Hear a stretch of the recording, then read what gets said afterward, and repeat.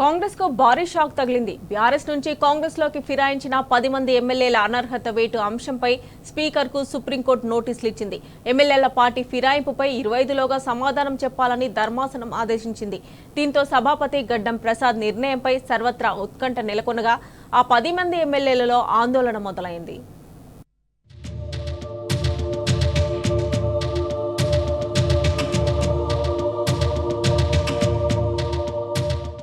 BRS నుంచి కాంగ్రెస్ లోకి ఫిరాయించిన 10 మంది ఎమ్మెల్యేలపై అనర్హత వేటు వేయాలన్న పిటిషన్లపై సుప్రీంకోర్టు జారీ చేసిన నోటీసులు అసెంబ్లీ స్పీకర్ గడ్డం ప్రసాద్ కుమార్ కు చేరినట్లు సమాచారం. బీఆర్ఎస్ వర్కింగ్ ప్రెసిడెంట్ కేటీఆర్, ఎమ్మెల్యేలు పాడి కౌశిక్ రెడ్డి, కేపీ వివేకానంద దాఖలు చేసిన ఈ పిటిషన్లపై ఈ నెల 4న విచారణ జరిపిన సుప్రీంకోర్టు ధర్మాసనం స్పీకర్ కు నోటీసులు జారీ చేస్తామని పేర్కొన్న సంగతి తెలిసిందే. ఆ నోటీసులను నేరుగా తామే ఇస్తామని, హైకోర్టు రిజిస్ట్రార్ ద్వారా అందజేస్తామని, పిటిషనర్లు కూడా నేరుగా కలిసి ఇవ్వొచ్చని ధర్మాసనం తెలిపింది. ఈ మేరకు సుప్రీంకోర్టు జారీ చేసిన నోటీసులు స్పీకర్ కు చేరినట్టు తెలిసింది.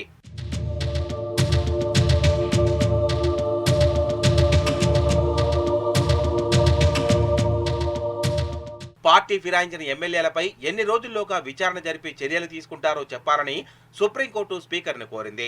ఈ నోటీసులకు ఈ నెల 25లోగా సమాధానం ఇవ్వాలని స్పష్టం చేసినట్లు సమాచారం. దీంతో పార్టీ మారిన 10 మంది ఎమ్మెల్యేల్లో ఆందోళన మొదలైనట్లు కాంగ్రెస్ వర్గాలు చెబుతున్నాయి.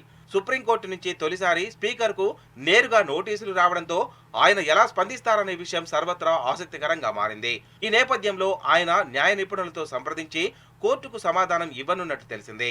కాగా సుప్రీంకోర్టు నోటీసులపై శాసనసభ కార్యదర్శిని, ఆయన కార్యాలయాన్ని మీడియా సంప్రదించగా ఎలాంటి సమాధానం రాకపోవడం గమనార్హం.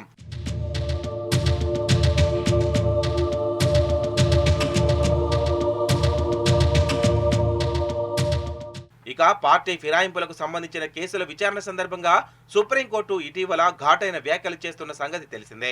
వీటిని గమనిస్తే ఒక పార్టీలో గెలిచి మరో పార్టీలోకి ఫిరాయించిన ప్రజాప్రతినిధుల పట్ల కోర్టు కఠిన వైఖరి అవలంబిస్తున్నట్లు కనిపిస్తుందని విశ్లేషకులు చెబుతున్నారు. దీనిని బట్టి చూస్తే కాంగ్రెస్ లోకి ఫిరాయించిన 10 మంది బీఆర్ఎస్ ఎమ్మెల్యేల విషయంలో స్పీకర్ వేగంగా తుది నిర్ణయం తీసుకునేలా సుప్రీంకోర్టు ఒత్తిడి తెస్తోందని భావిస్తున్నారు.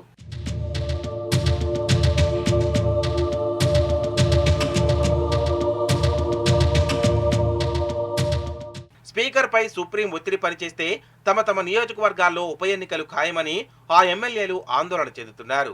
ప్రస్తుతం రాష్ట్రంలోని కాంగ్రెస్ ప్రభుత్వంపై ప్రజల్లో తీవ్ర వ్యతిరేకత ఉందని, ఇలాంటి సమయంలో ఉప ఎన్నికలు వస్తే తాము గెలవడం కష్టమేనని సన్నిహితుల వద్ద ఆవేదన వ్యక్తం చేస్తున్నారు. అటు పదవి పోయి, ఇటు గౌరవం పోయి రెంటికి చెడ్డ రేవడిలా మిగిలిపోతామేమోనని 10 మంది ఎమ్మెల్యేలు మదన పడుతున్నట్లు సమాచారం.